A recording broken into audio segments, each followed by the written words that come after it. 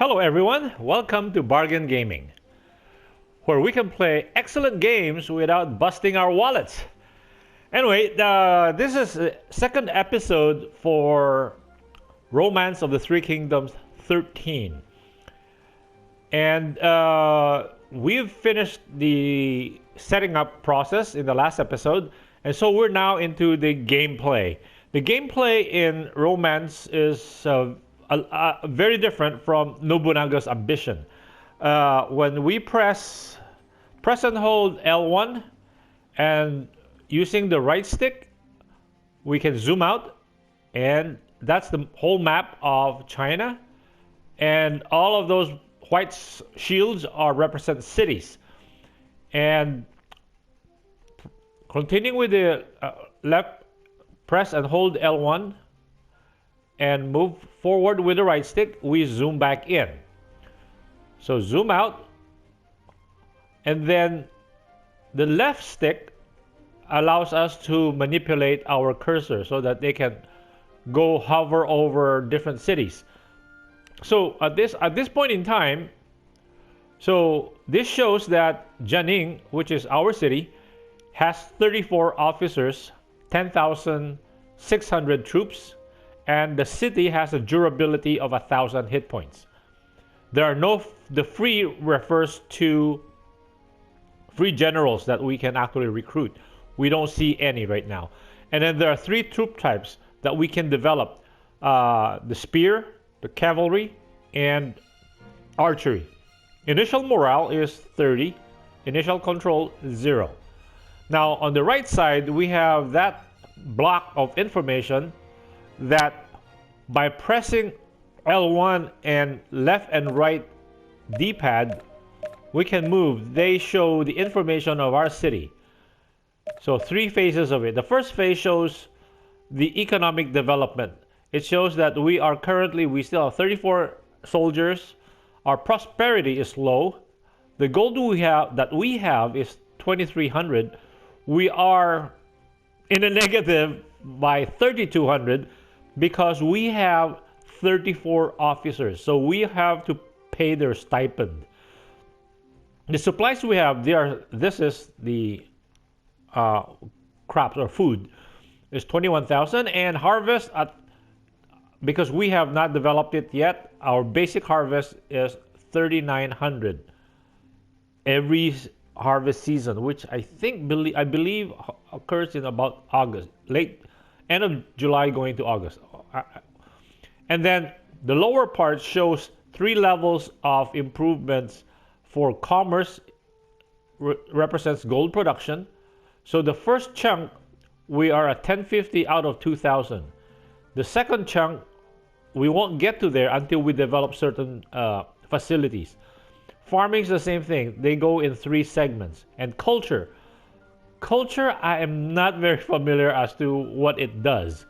Now, pressing L1, right D button, shows us the development of how much of our spearmen, cavalry, and archery.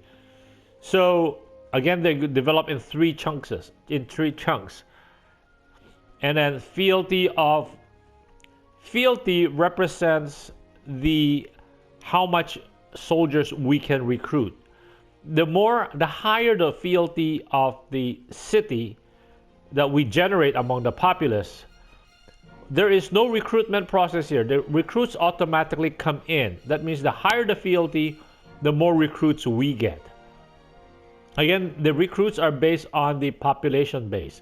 So right now we have 106,000 population base, and we have 1,200 recruits. I think this must be every year. So it will build up. So the higher we build up the fealty, the faster, the more recruits we get per year. So go back. So right now we are 3,200 in the red. Now gold is paid to us every quarter. So that's calendar quarter: March and July and September and December. So we have to pay our officers or their loyalty will go down. And provisions, we need those when we go conquering or when we deploy armies. we have to feed them. If we don't have enough supplies or enough gold, we cannot deploy armies. And if our supplies run out, our soldiers will desert and we are done for. So in the last episode, we ended where we were advised to recruit ministers. So at the bottom of the screen, by pressing square button, we go to, so the first two represents commands that our warlord can give. The second two, third two, and fourth two represents recommendations our ministers can give. And the last single one represents recommendations from officers that are in our castle. So right now, they have the recommendation, okay, circle, get it, or just the left stick gets us out of it. See, our officers that are non-ministers have a recommendation. The recommendation is in the form of 3 dots. So pressing square, we go back to those, and we can, by choosing that, using the left D-pad, we can navigate through these commands. So by pressing X with that highlighted, that means one of our officers requests that we train our troops. So pressing X again, that means we agreeing to it. So it's spear training, and using the D-pad we can navigate down, because right now approval is highlighted. We can change it. We can change it and go all the way up. Right now he is recommending that we train our spear people. And work goal means we can train it by up to 100%. I don't know what this numbers just represents how much the maximum we can train in this round. And say it will add a 40% merit. So that means, and then using the D-pad we go down. So 100 we can go down. So no, we did not pick. Let's say pick 100. So once we highlight 100, press X. That means we are gonna go for the maximum benefit that this guy can do in that period of time. So that means it will take 110 days. The earned merit by this guy with a check mark at the bottom, so we can go down, will be 416. So over time he will go up in terms of experience, and they will increase his ability in a certain area, either leadership or training. Training right now he has training of 1 and is a leadership of 70. The higher the leadership, the more benefit the officer can bring to the training session. And the training 1 can go all the way to 9. Also, the higher the training, it will also improve the amount of benefit that training will do. And the acting officer called Lee Sin, so his spear aptitude, his ability in spear is B. The results will be 108. So it'll increase from whatever base to 108. And then it will cost us 400 gold. So using D-pad to navigate all the way down to the bottom, we say approve. 没问题。 Okay? And now we see 2 more. So last episode, when I reloaded this, before starting the second episode, or when I started the episode before starting this episode, I have appointed 3 officers. So pressing using the left stick to get out of these to the commands, we can hover over our city, pressing X.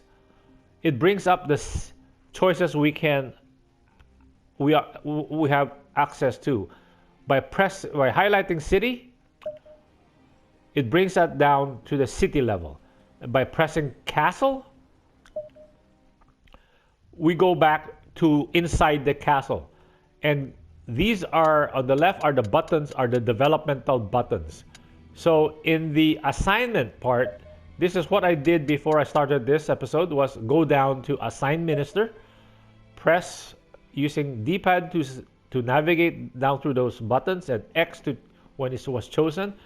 I have assigned D. Anton to War Minister, Ihun to Domestic Minister, and another Lee Anton to Military Minister. Now, the blues, in the middle part of the page, the blue that says Strategy Genius, that is the key, one of the key attributes that makes Anton a good war minister. Pragmatism makes Ihun a good domestic minister, and bow training makes another Anton good and military minister. So I have already picked those. And so pressing circle button, we get out of here. And again, to navigate between a circle button, and then we're back to the main domestic or developmental buttons. Pressing square, we go down to the bottom bar. So these two ministers have recommendations of their own.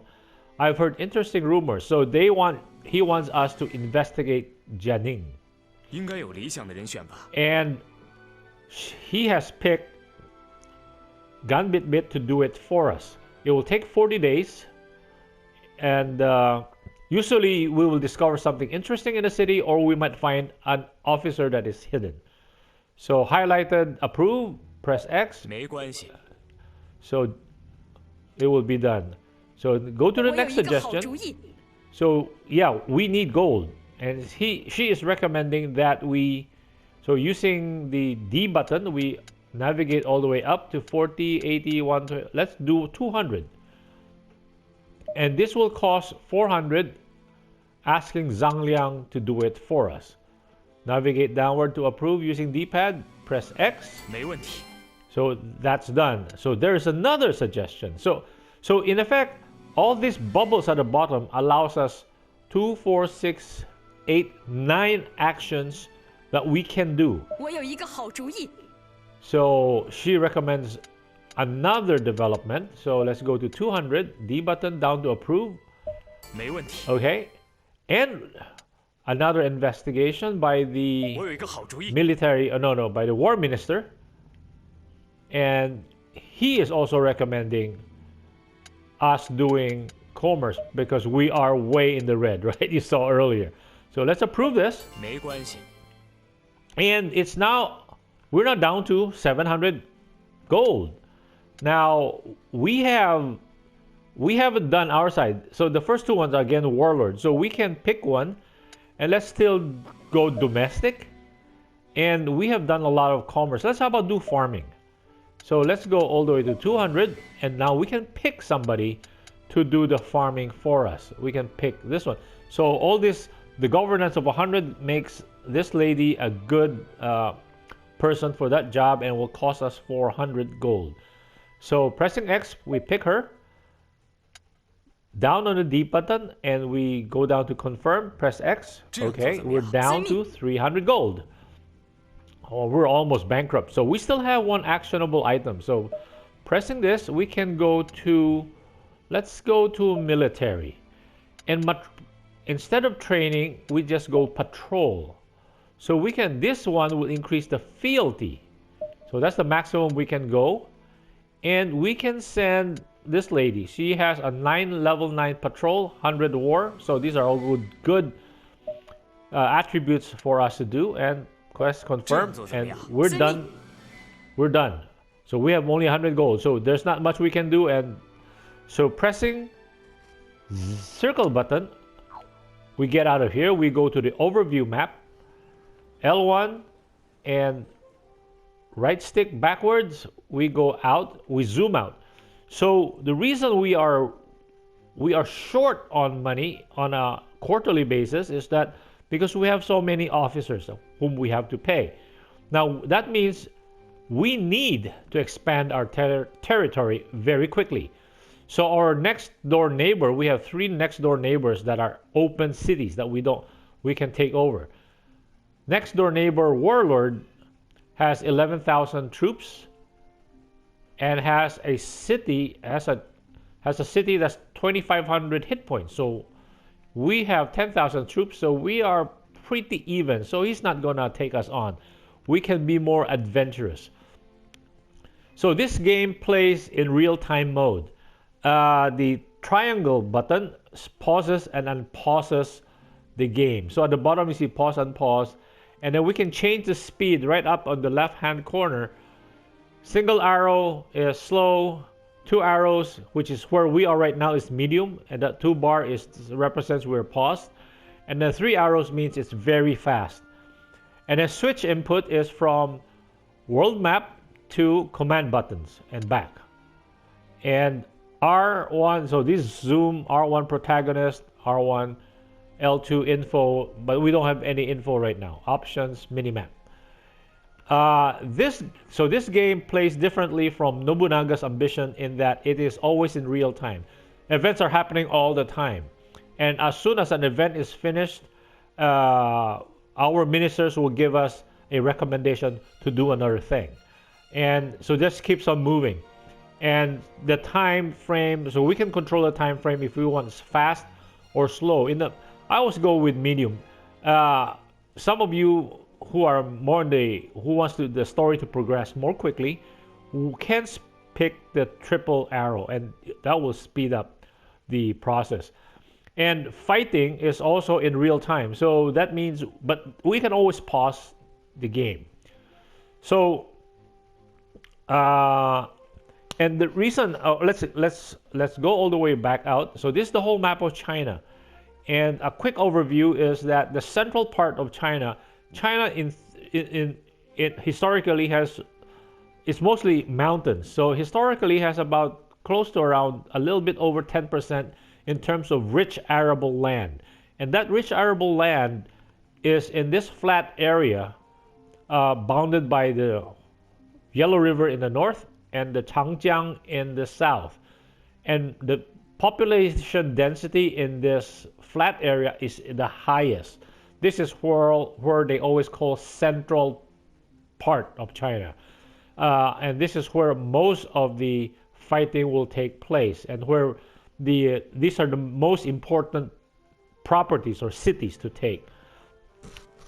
Now, the way the AI in this computer works is that they will send wave after wave of enemies against us when they are trying to take us. But since right now we're trying to play a historical mode, it will try to follow the historical progress of events as much as possible. Until if we get in their way, then we become part of their opponent. So we're so far away right now, there's no problem. No problem, good. Bad is that we're so far away that we cannot access the officers. We cannot hire them or recruit from so far away because we don't have access to them. Number two, even if we do have access, it takes like months to get there and back. By that time, another warlord would have gotten that free officer. So these cities, see, they're all chained together very close. So that's why the important part of this game is that close cities can reinforce each other very quickly and send wave after wave of relief troops to help out their beleaguered city, or to hit another opponent. Anyway, I think this episode is getting quite long enough, so it is a good time to cut it here. And I hope you guys were able to enjoy this episode as much as I did. And I hope to see you in the next episode. Thank you for joining me. Bye!